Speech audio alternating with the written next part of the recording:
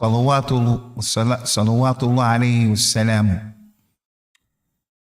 So, inshallah, as we wait for Brother CMDM to come back, or to come with the grub, inshallah, we just wanted to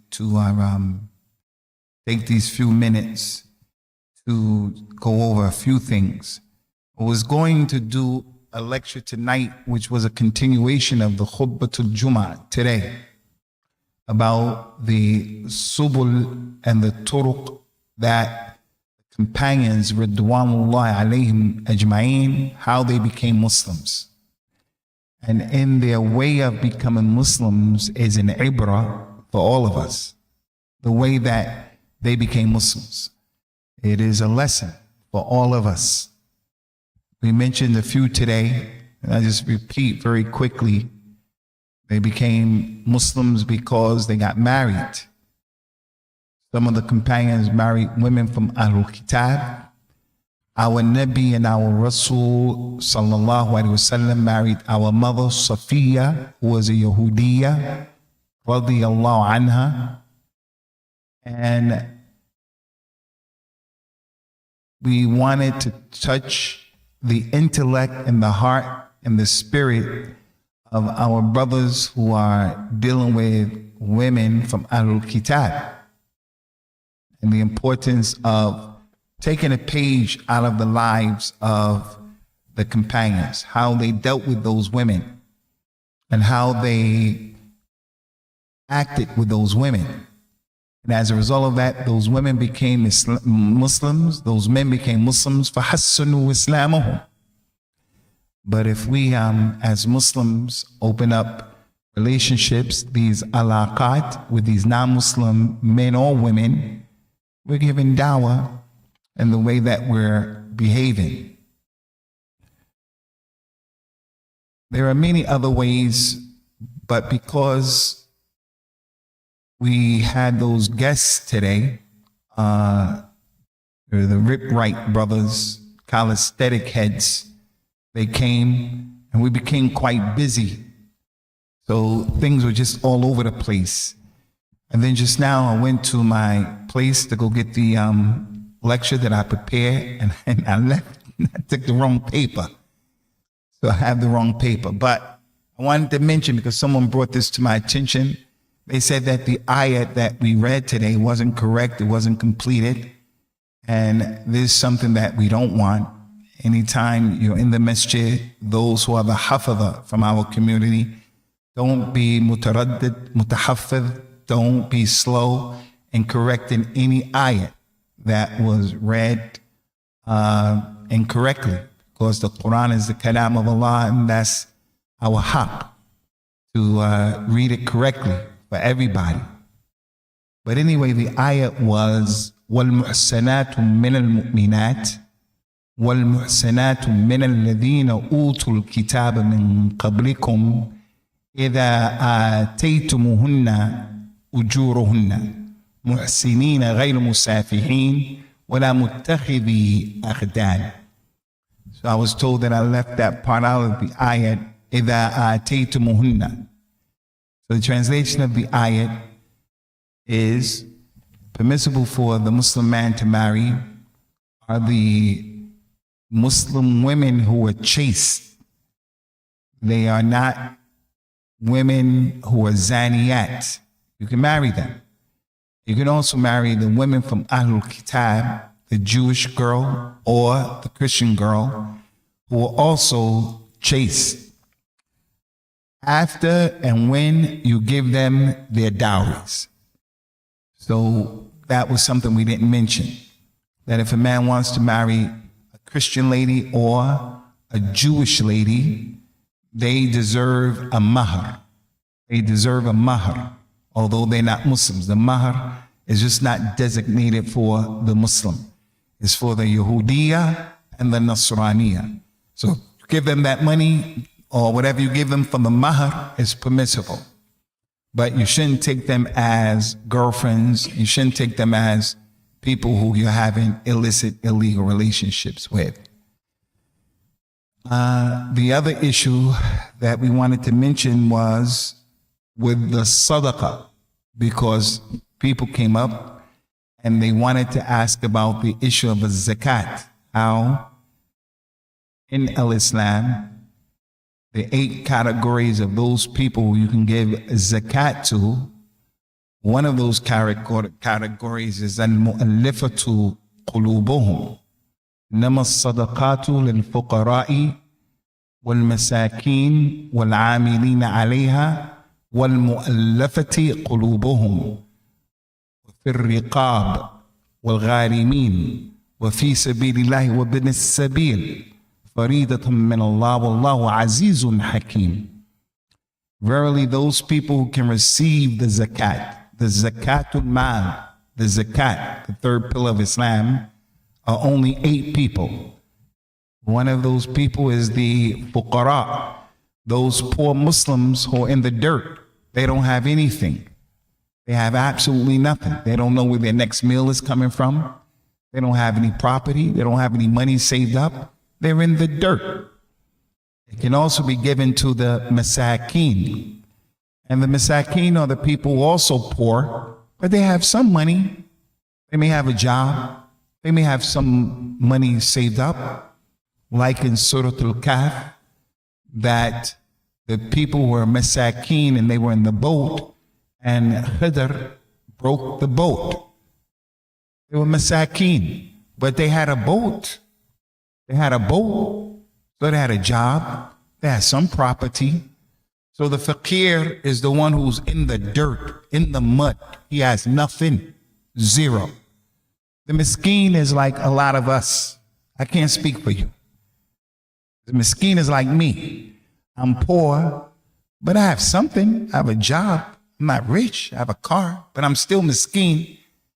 So those 2 groups can get the zakat. The third group is the people who go around collecting the money, or the people who go around and on behalf of the Muslims, they distribute the money. They can get zakat. And the fourth one is the one we mentioned today, the one who is inclined to al-Islam. This is really important, as we mentioned today. It's for the person who accepted al-Islam recently. He's a new Muslim. And because of his newness in al-Islam, we want to strengthen him, so we give him zakat. Or a person who is not even a Muslim, but he is inclined towards Islam. Not just any everyday kafir who's an enemy to Islam. Netanyahu gets no zakat from the Muslims. Any Muslim who gave Netanyahu a zakat, you're majnoon. Something's wrong with you. It's shaitan, enemy of Allah, enemy of his Rasul, enemy of the Quran, the Sunnah, enemy of the Muslims. So the zakat for the non-Muslim is not any non-Muslim. It's the non-Muslim who is inclined to al-Islam. The way he's acting, he'll come to the Masjid. He'll come to visit you. He'll allow you to come and visit him. Number 5, a zakat is allowed for the one who is indebted, the Muslim who has debt. He owes people money. It could be the, what do you call that? The gharimin. It could be it could be the person who's indebted, student loans or whatever loans he has. You want to help him out to get out of debt. He has a right for the zakat. And the next individual is the individual who is fi sabilillah, a mujahid. And we're going to come back to that one, inshallah. And the last one is the Ibn Sabil. Ibn Sabil is a person who's a wayfarer. He's trying to get from here to his country. He came here from Timbuktu, and now he wants to go back to Timbuktu in Mali, but he has no money. That person has a right for the zakat. Anyway, the reason why I'm mentioning those 8 is that you can hear the 8 people, but I want to go back to the one who is fi sabilillah. Because people came up and they asked this question. I wasn't planning on dealing with this, but I brought the wrong lesson. So I decided I'm going to just talk about it very quickly. Is it permissible for a person to give his zakat to the individual who is in the madrasa? There's a kid who's studying in the madrasa, for an example. So you want to give him zakat and say, this is fi sabilillah.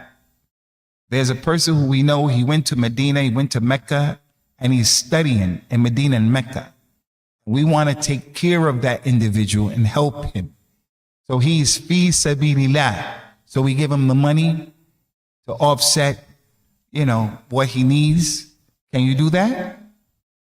There's a big ikhtilaf between the scholars of al-Islam, and the majority of them of the opinion it shouldn't be done. That fi sabilillah does not include everything that is from al-khayr. We're just going to say this is fi sabilillah. No. Fi sabilillah in the ayat is specifically talking about people making the correct jihad in al-Islam. And I want to repeat this again because I know that there are enemies that we have out there, enemies that are external from the kuffar and enemies that are internal from the Muslims, who like to take your words out of context and put the worst possible meaning to the words. When the non-Muslims do that, we understand those people. Kuffar, that's how they are. But Muslims shouldn't do that to each other. So I want to repeat without biting my tongue. Everything that is in al-Islam, alif, ya, everything, alif, ba, ta, all the way to ya. Everything between alif and ya, I believe in and I accept. I accept jihad and all of that. But jihad has its people, it has its place, has its time, it has its rules, it has its regulations. It's not just folder and stuff like that. And I'm saying that for clarification purposes, not to apologize. I say to any and everybody, what Islam says is what we believe. And that's why we mentioned today about making sure to the best of our ability that non-Muslims come to read the Quran and come to know the message of the Quran. Even if they don't accept Islam, they'll get an opportunity to understand who we are and how we think. So as a Muslim, all of Bani Adam can go to the knot of Jahannam. All of them can go to the knot of Jahannam if they want to forsake the truth. And I don't want to be with them, and you shouldn't want to be with none of us should want to be. All of the people can go to the knot of Jahannam. All of them. None of us want to go to the knot of Jahannam just to be with them because they're the majority. It's not what we want to do. We don't want to misrepresent the religion as well. So, fi sabilillahi in this ayat is talking about those people making jihad, the real jihad of Islam. But then there are some scholars of Islam who said, no, fi sabilillah can include a person who's a student of knowledge. Fi sabilillah can be a madrasa, an Islamic school that's been built, and you're going to pay the money for the principal, for a teacher, for students, so that they can get educated. That is a valid opinion of some of the great scholars of al-Islam. But for me, and Allah knows best, this is my opinion. You go back, you check it out. The safest thing is, no doubt, fi sabilillah is talking about the mujahideen, fi sabilillah, so we stop there. If someone else wants to stretch that out, some scholars took that position. Some scholars, they took that position. So we wanted to make mention of that. The last thing that we wanted to mention, Ikhwani, concerning what was mentioned today, was something important, but I can't think of it because of the time. It was important. Something that came up, but I can't remember it. I was trying to write it down, I can't remember it. So what we're gonna do next week for the Khutbatul Jummah is complete, because I wasn't sure. Should I do it tonight? Then I decided I'll do it tonight. Those other ways in which the companions came into Islam. Maybe we can ask you, brothers. We mentioned 4 of those ways. Anybody else have a way that the companions came into the deen of Islam? Anybody else? There are a lot, actually. Anybody? Rayan? Anybody?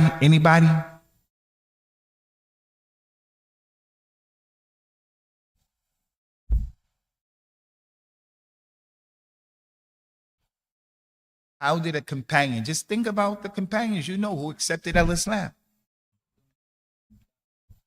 They came to Islam through dawah. He sat with them and he gave them dawah to Allah and they came to Islam. Abu Bakr came through dawah. Uthman, Umar came through dawah in Allah. Ali, they came through dawah.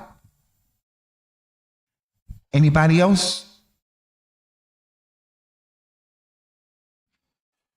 Yeah, as we mentioned, jihad. They came into Islam as a result of jihad. They were kuffar fighting against al-Islam, and then the Muslims subdued them, and then they became Muslims. And some of them gained their freedom, and some of them died as slaves. Anybody else? Anybody else?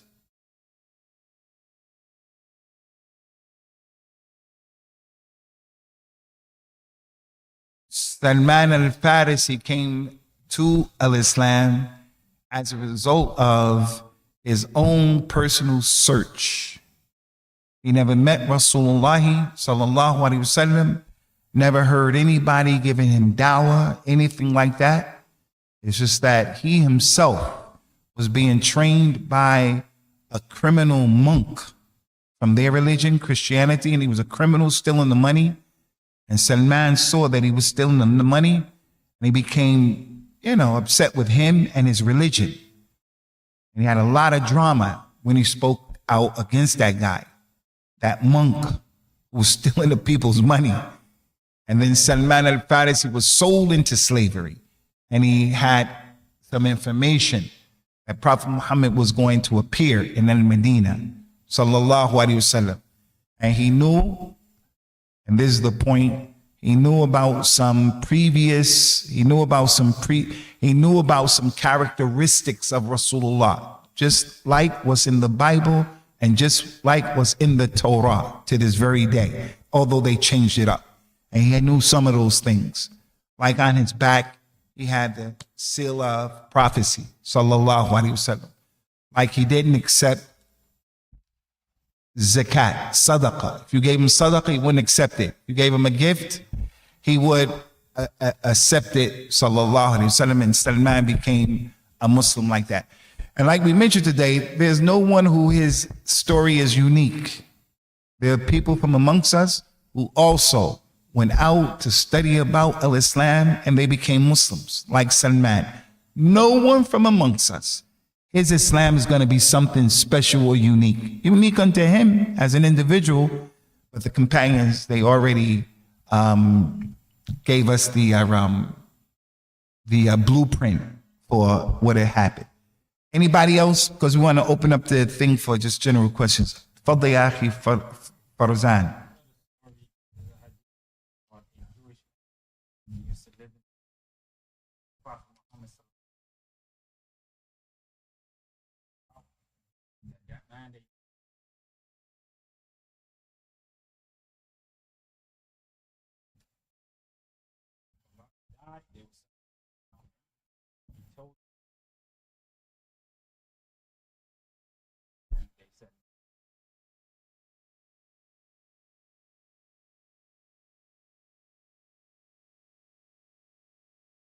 Really? And those youth were from the companions during the time of Rasulullah. I never heard that. Doesn't mean that it doesn't mean it's not true. Anybody heard that narration before? Huh? No, this narration my man is mentioning. Anybody heard that narration before? I don't know. But one thing that I do appreciate about our Masjid, when someone says something and you say to them, can you send that to me? The brother sent it to you. Because there was an effort that was mentioned the other day in which it was said, if you had met the companions of the Prophet sallallahu alaihi wasallam, you'd have thought that they were majaneen, crazy. And had those companions met the people who came after them, they would have thought that those people who came after them were kuffar. So I said, nah, I never heard that. Can you send that? And that was sent. And it's in the book Hilyatul Awliya. Hilya al-Awliya. But it should be mentioned that that particular book, we can't take every single narration in that book because it's one of those books that brings everything, authentic, not authentic, and everything in between. I look at the chain of narration to find out the authenticity of it. But the Shahidu min al-Kalam, I was impressed that the person sent it. And that's how our religion has to be. You can't give it up right then at that moment. No problem. We're not huffaz like that. We're not ulama like that. But you go back and you're able to send that thing to the people. That's our deen. Our deen shouldn't be, I heard, it was said, I read one here. You don't know. Is it authentic? It's not authentic. Was it really said? Did it go like that? Oh, I don't know about that narration, Akhi. And that's not to say that it's not true, but I don't know about it. Send it to us. All right, Ikhwani. Anyway, put that thing on the side. We're going to do the rest next week, inshallah, for the Khutbatul Jummah, about how the companions accepted al-Islam. But we'll open up the floor now just for some general Q&A. If you brothers have any questions, you can put your questions forward now, inshallah. You're Rayyan, right? Rayyan. That other brother, the young brother with the... Okay, you're Rayyan. The other Rayyan, there's another brother named Rayyan, right? His father's Moroccan, right? Huh?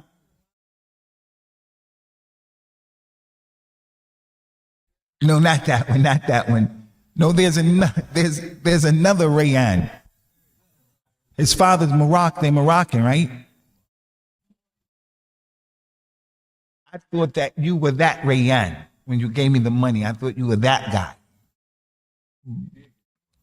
Yeah, but I thought he was the other guy. Now I see his daddy here. Now I know who he is. Okay, I got it. A Rayyan who goes to Ibn Sina school. Ibn Sina. Mago, huh? Yeah, okay. So we have 3 Rayyans, 3 of them. Okay. Munir. Yeah, nice brother. I like Munir. Okay, Ikhwani, as we wait for our man, Siyam Dim, Fadhiya Aba Asma.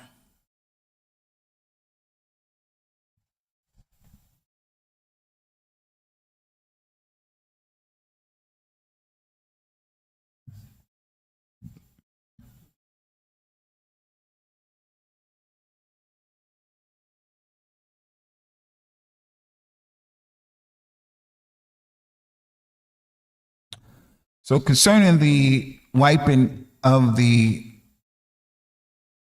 socks when a person wants to make wudu, and the socks have to be above the ankle bone. So if you want to wipe your shoes, the shoes also have to be above the ankle bone. A few things. We just finished the book As-Sunnah of Al-Imam Ahmed. The scholars during the time of Imam Ahmed used to put in the asul of the Sunnah is that the people of the Sunnah believe in the permissibility of wiping over the socks. That's because the Rafida don't believe in that. So the people of the Sunnah are different from those people. It's established in the Quran and the Sunnah, so we wipe over our socks. This is the first thing, is from the characteristics of the people of the Sunnah.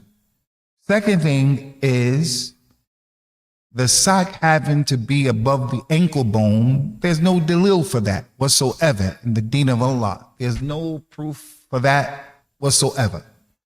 The Nabi mentioned, sallallahu alaihi wasallam, kullu shartin laysa fi kitabillahi fahuwa batil.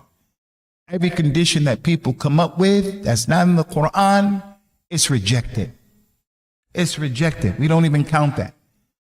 Another thing is that the companions were fuqara in the dirt, masakin. They're very poor. Many of them didn't have socks that went above the ankle. They have socks that will fall down, socks that were holes in them. Because in these madhabs, May Allah bless the ulama of the madhahib. Those madhabs, they say things like that. It can't have holes in it. You have to be able to walk 100 yards. What if I walk 97 yards? If I walk 97 yards, is that, no, they say you have to walk 100 and it can't have holes and it can't fall down. There's no dalil for that. And the companions were poor. Other thing is the Prophet used to allow the poor companions, they didn't have any money. So when they wanted to perform Hajj, the only footwear they had were their leather khufs. That's it. They didn't have shoes. So he told them, when you perform Hajj, you can't wear any covering of your feet that covers up the ankle bone. So he told them, cut the khufs so that your ankle bones are showing. And they were wiping on their khufs when they made wudu. For Hajj, they didn't take their khufs off. Which brings us to the other issue, and that is, if a person wears socks or khufs, all of that is permissible to wipe on. 3 days and a night for the one who is a traveler, and 1 day and 1 night for the person who is living in his thing. As for living in his area, muqim. As for wiping over the shoes, Ali ibn Abi Talib made wudu in front of the Prophet's Masjid sallallahu alaihi wasallam, and he wiped on his shoes. He didn't take his shoes off. He wiped on the footwear that he was wearing that was above his khufs. He wiped on them, went into the masjid, took his shoes off, and prayed without his shoes. Which goes to show the permissibility of wiping on one's shoes, wiping on his shoes, his boots, things that he doesn't want to take off. You can wipe on those things. It's permissible from the religion. You can wipe on all of those things. So for it to be above the ankle bone, those are conditions that people brought into the equation that doesn't have any proof for it. But a lot of times it's ihtiyat. What is ihtiyat again? Precaution. Precaution, but it's not the dalil. Like those people who say when you are going to make takbirat al-ihram for salat, you should take your fingers and go, Allahu Akbar. So you'll find the person religiously going, Allahu Akbar, and he touches his earlobe, thinking that's the sunnah. They said that because they said Rasulullah, when he said takbir, he raised his hands above his shoulders. So if you put your thing on your thumb, you'll definitely be raising it above your shoulders. But people do it from that madhab religiously. And if you say, don't do that, they'll say, what are you talking about? This is the deen. Especially when the Nabi said Allahu Akbar before he moved his hands for salat. He said Allahu Akbar, and then he raised his hand. Another time he raised his hand, middle, Allahu Akbar. Third time, above his shoulders. So they say you should touch your thing because it's precautionary. If you do that, you raised it. And this is where things like that come from. Precautionary. But there's no proof from that. And Allah knows best. Any more questions, Ikhwani? تفضل يا أخي ريان الأول.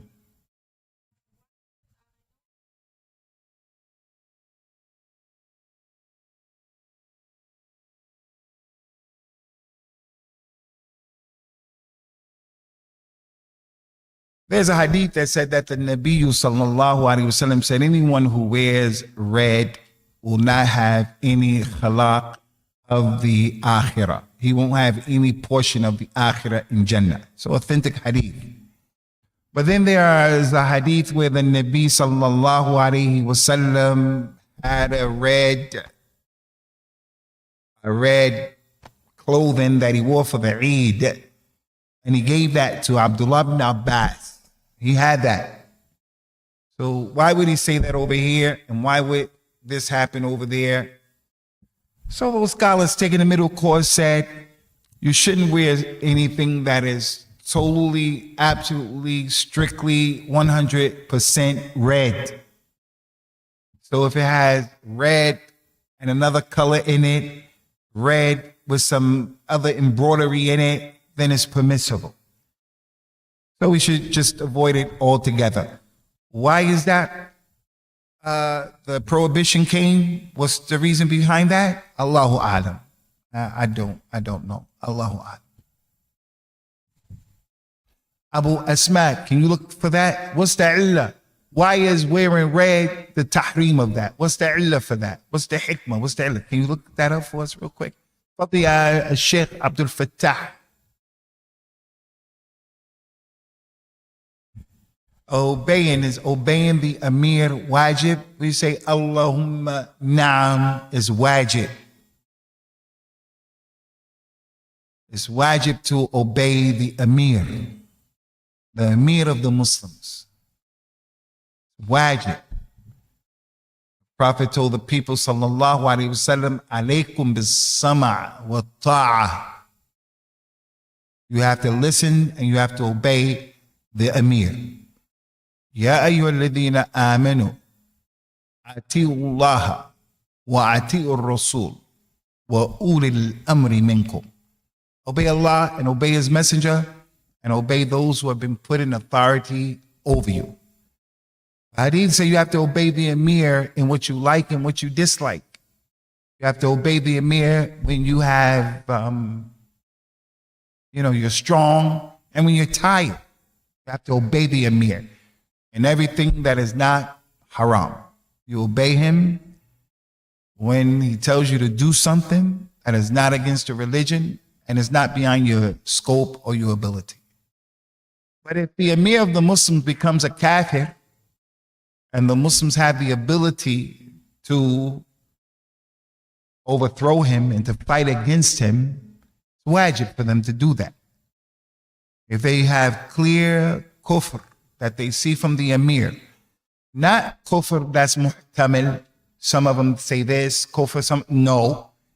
He's making clear disbelief and the Muslims have the ability.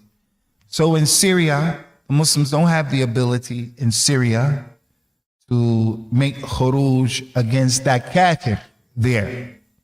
What's his name again? Bashar, huh? Bashar Assad. Him and his father are disbelievers, both of them. But the Muslims don't have any ability to make khuruj against him if they...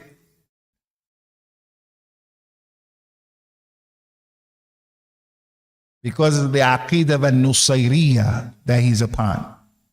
Al-Nusayriyah, they said that Ali is Allah reincarnate.